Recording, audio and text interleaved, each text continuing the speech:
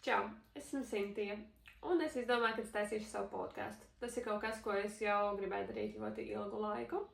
Iemesls, kāpēc, ir tāpēc, ka es vēlos vairāk izpausties. Esmu pietiekoši daudz slēpusi sevi, noklusējusi, apspiedusi, un man liekas, ir ļoti veselīgi priekš manīm vairāk izpausties. Un to es cenšos darīt jau kādu laiku, un vēlos to vēl vairāk darīt. Tāpēc es izdomāju viens brīnišķīgs veids, kā sevi izpaust, ir sākt podcastu. Brīnišķīgi, mēs varam dalīties ar to, ko mēs redzam, un viens otram parādīt lietas, ko mēs redzam. Jo ne visi mēs redzam vienas un tās pašas lietas, un vairāk mēs dalīsimies, jo vairāk mēs visu kaut ko saredzēsim. Un vairāk mēs arī izplatīsim savu apziņu, savu domāšanu, un vēlētos arī iedvesmot cilvēkus vairāk dalīties, mazāk baidīties, vairāk parādīties, būt saredzētiem, sadzirdētiem, vairāk izpausties, un es to arī novēlu sev.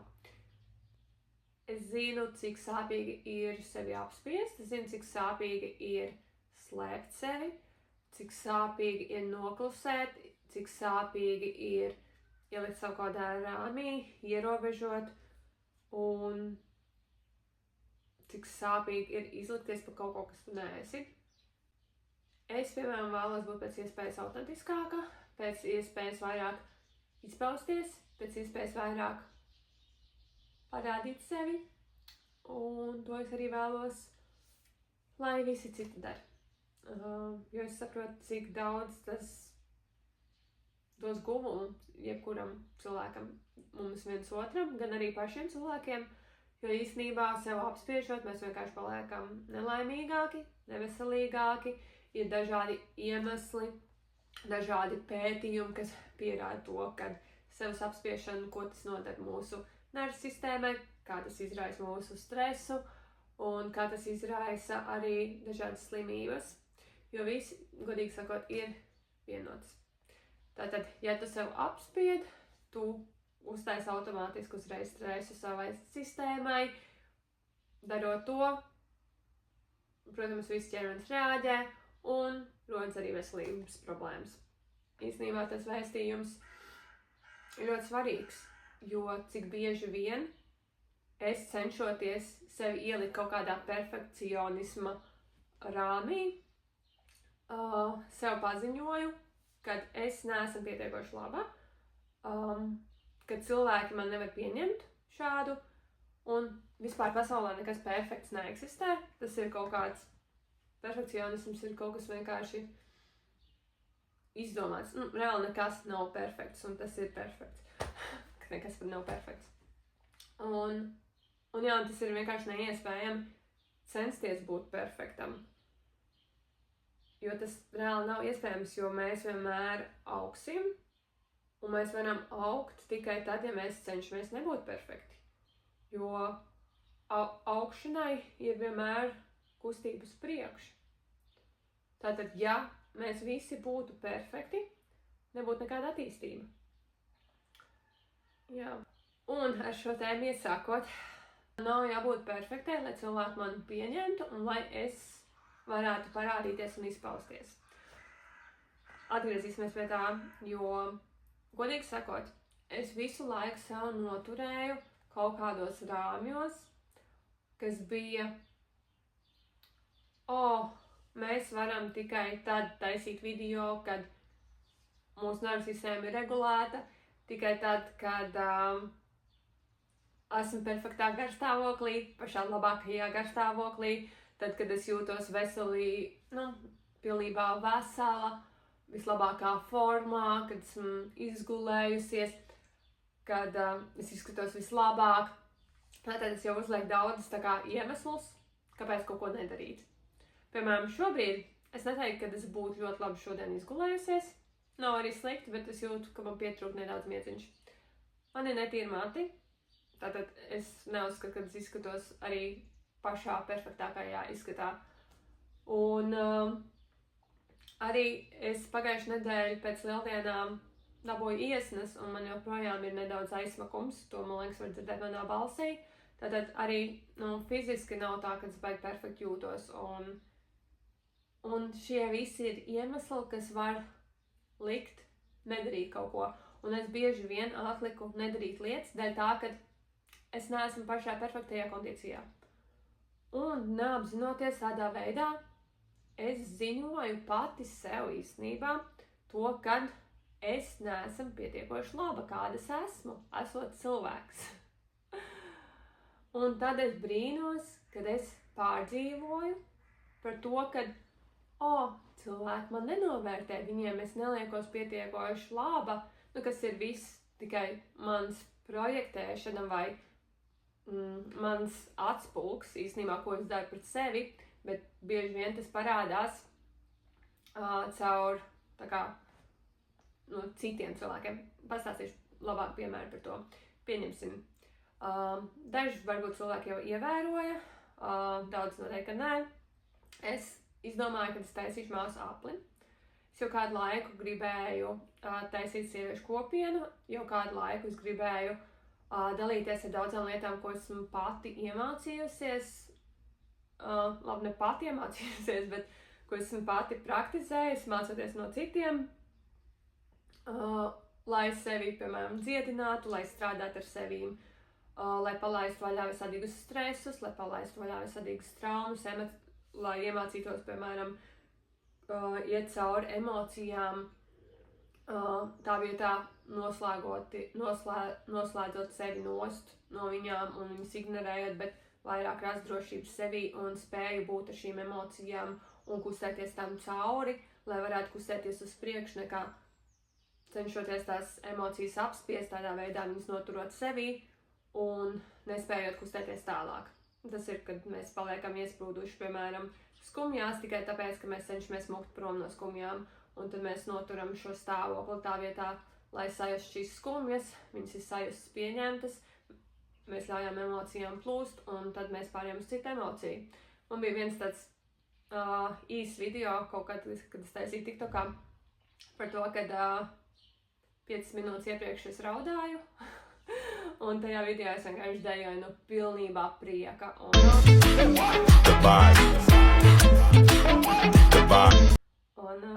Jā, tas ir labs piemērs tam, ko es tikko saku. Es izdomāju tātad taisīt māsu apli.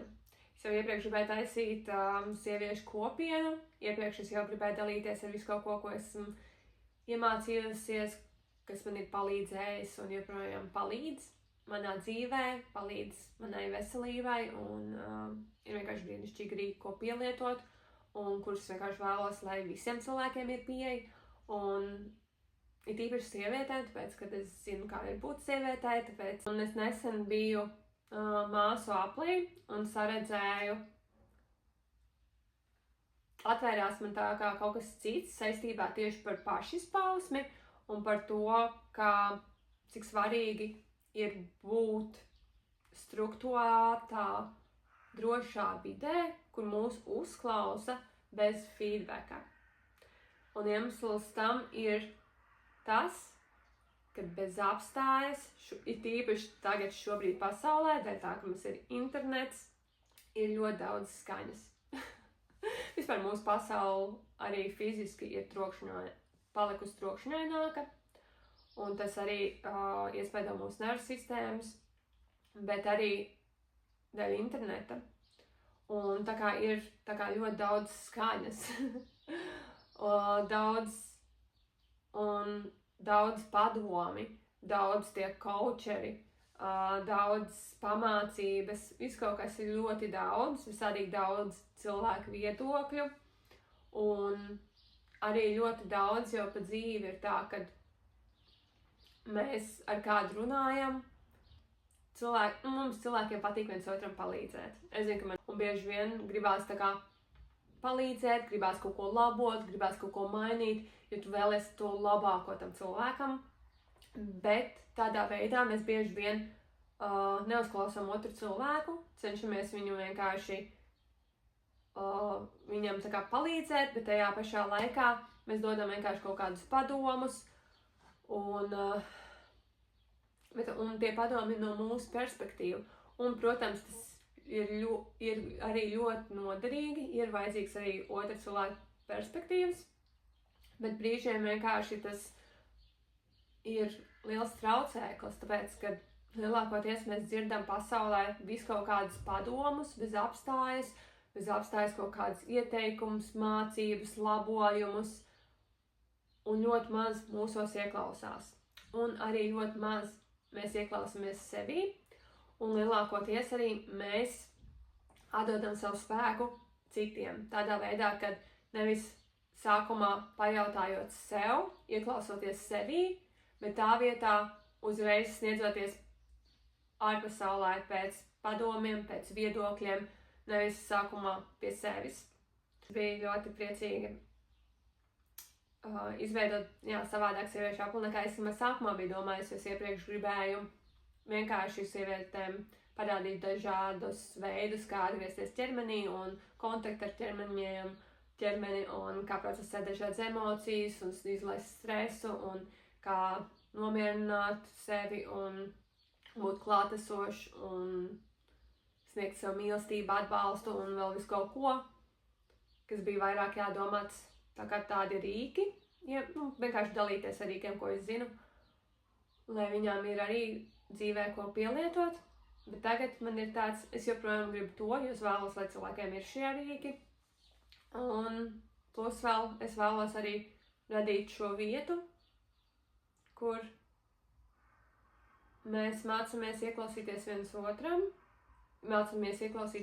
otrā bez reakcijām, jo lielākoties īstenībā ļoti skaidri var redzēt, ka pasaulē bez apstājas mēs cilvēki reaģējam. Es tajā skaitā. Mēs reaģējam uz cilvēku teikumiem, perspektīviem, ko viņi dalās. Mēs reaģējam uz jebko, uz visiem postiem. Un visu laiku cilvēkiem ir šīs reakcijas. Ir īpaši šomēnes vispār. Bet tur ir cita tēma. Bet ir šīs reakcijas. Mēs reaģējam. Un šīs reakcijas nenāk no loģiskā prāta, tās nāk no zemapziņas, un mēs bieži vien neapzināmies paši, ka mēs reaģējam, iemesls, kāpēc mēs reaģējam, no kurienes nāk šī reakcija. Un šis aplis tā kā palīdzētu iemācīt sev, nevienmēr ir vajadzīgs reaģēt. Un īstenībā tas tik daudz ko iemācīs, un tas nav pēc vienkārši mēs mācīsimies, kaut ko lasīsim un runāsim par to, bet vairāk mēs to pieredzēsim, un caur šīm pieredzēm mēs īstenībā iemācīsimies. Un tas ir pat vēl labāk, jo man ļoti patīk tēma embodiment. Nevar atrast latviski, kā šo vārdu pārtulkot, bet tas ir saistībā tā kā nevis, ka tu iemācies teoriju, un tu viņu zini savā prātā, bet praktizē. Tas ir embodiment. Tā kā ne tikai zināt kaut ko, bet arī to dzīvot. Jo cik bieži mums cilvēkiem ir tā, ka mēs zinām visu kaut ko, mēs visu kaut kādas gudrības esam salasījušies, samācījušies, mēs tā kā ar loģisko prātu zinām tik daudz ko, bet mums nesanāk to pielietot.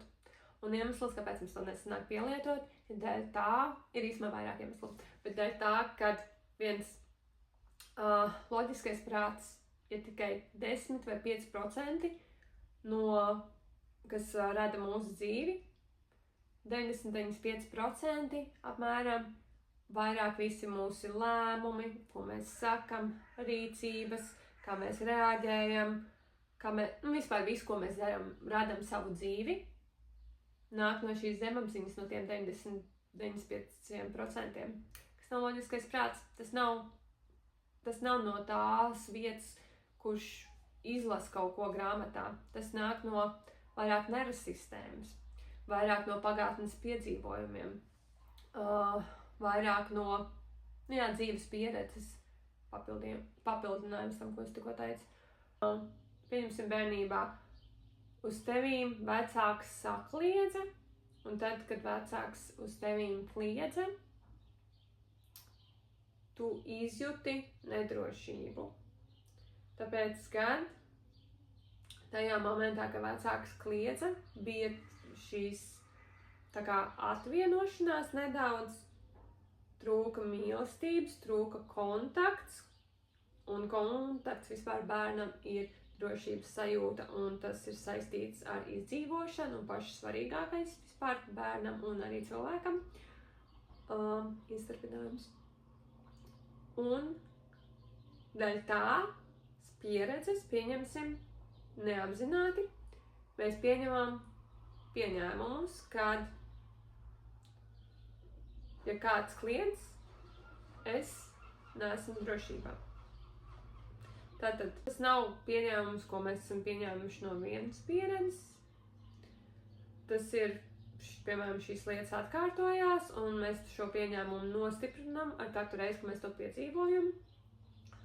Un tad, kad mēs dzirdam, ka kāds, piemēram, mēs esam tagad pieauguši cilvēki, un mēs dzirdam, kāds kliedz, mēs uzreiz jūtam visā mūsu ķermenī, es neesmu drošs. Un mēs to bieži vien neapzināmies, jo bieži vien es zinu, ka cilvēkiem nav šī ķermeņa apziņa. Es zinu, man bieži vien nebija šī ķermeņa apziņa. Es neapzinājos, kā mans ķermenis jūtās un reaģē. Tā kā fiziskas sajūtas, kas notiek ar manīm īstenībā ik pa laikam ikdienā, piemēram, saspringums, aizturēta elpa, sirdsdarbības paliek straujāk, un tādas lietas, ko mēs neievērojam bieži vien. Un ir ļoti svarīgi atjaunot šo ķermeņu apziņu un ķermeņu inteliģenci, kas ir kaut kas, ko es arī vēlos dalīties un iemācīt, kā to var īsti aktivizēt, un kaut kas, ko es gribu jau sākt māsu aplīt, bet arī, protams, es īstenībā vēlos arī uztaisīt kursu, kur es vienkārši dodu visas šīs prakses, ko es zinu, lai cilvēks var viņas iemācīties un bez apstājas pielietot, kad viņam vajag, vai nu to katru dienu ikdienā, vai pēc vajadzības. Vienkārši, lai cilvēkiem ir tā kā šī rīki, kad tas ir vajadzīgs, vai rīki, lai iemācītos kaut ko, lai uzlabotu savu dzīvi un sevi. Un dzīvot vienkārši pēc iespējas labāk un laimīgāk. Tas ir kaut kas, ko es vienkārši vēlos novēlu jebkuram. Un iemesls, kāds vēlos dalīties ar šo.